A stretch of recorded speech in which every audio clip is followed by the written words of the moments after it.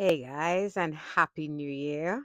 And today's movie is one of those movies that I really enjoy. It's the kind of movie you get in January, which they like to call Dump Month, of course, in cinemas, because it's the movies that studios don't have a lot of faith in, and they just figure, well, people will either like it or they won't. But these movies, they don't have any real competition to go up against. And the cool thing with January movies is that they tend to be a bit of a surprise because in history, it has shown that most films released in January, they're not great.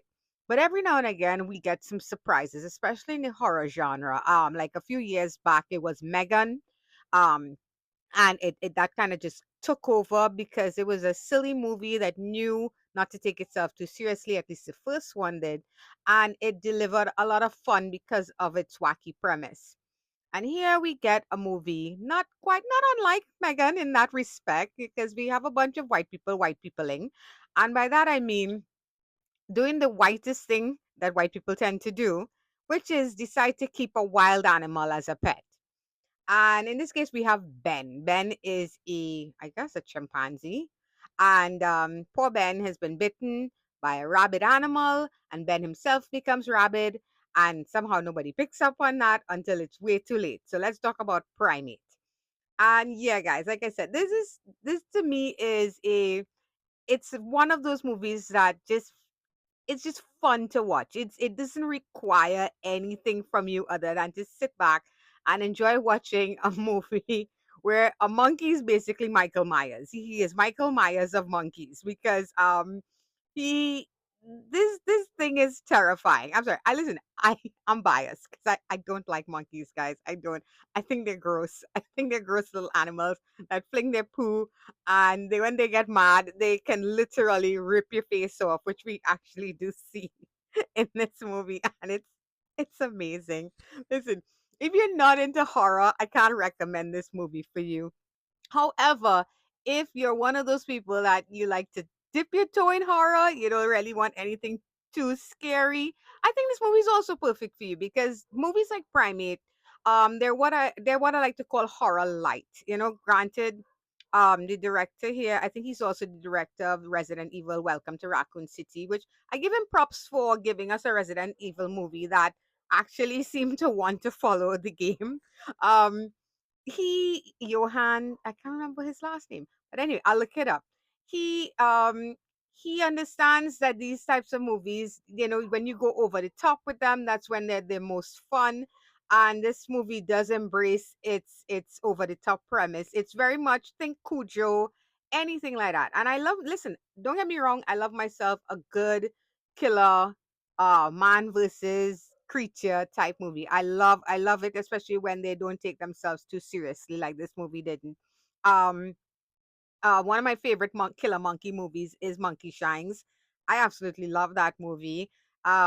This one is less how to put it, less scientific sci-fi kind of thing than that one. That one has a bit of a supernatural weird science thing going on there. This is simply a case of a pet that sadly was bitten, gets rabies, and it's the kind of animal that when you're dealing with something this big, this powerful, it's not going to end well for the people around there. And another reason I give this movie props is it does not hold back when it comes to wiping people out in the most brutal ways possible.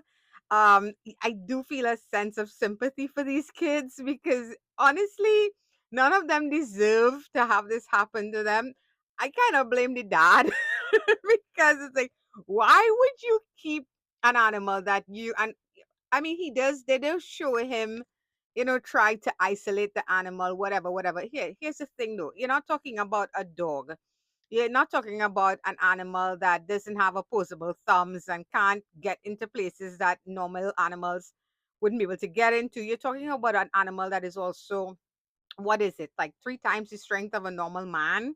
That kind of thing. You put all of that together and it's sick, and these type of things are bound to happen. I do not understand people that keep exotic pets. I really don't. And then seem to be surprised when that animal goes berserk and murders people left, right, and center.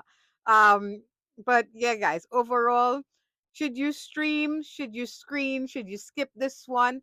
I listen, you could easily stream this. It's a fun movie to see in cinema. I didn't mind that, but it is also the kind of movie that you could easily stream and still enjoy it on that level, you know. So I don't think it's any like award winning type movie. And I don't know, maybe my ass getting old, but I didn't recognize any of these actors except for is it Tony Castor, the actor from Coda. um Otherwise, these are a bunch of newcomers, but you know what? They handle what they're given really well. Their deaths do feel you do feel sympathy when certain people die, even when they do something as stupid as try to push a monkey off a cliff when monkeys can climb cliffs. I mean, think about it. You know, is that really gonna work in your favor? And yes, I'm being a bit spoilery here, but I promise I'm not naming names. I won't tell you who gets what happens to them. The movie, listen, it is what it is and it's fun. So if this is the type of thing where you see the trailer and you're like, you know what, I'm sure I will get enjoyment out of this, and I absolutely recommend checking it out. And I mean, it's a killer monkey. What else is there to see?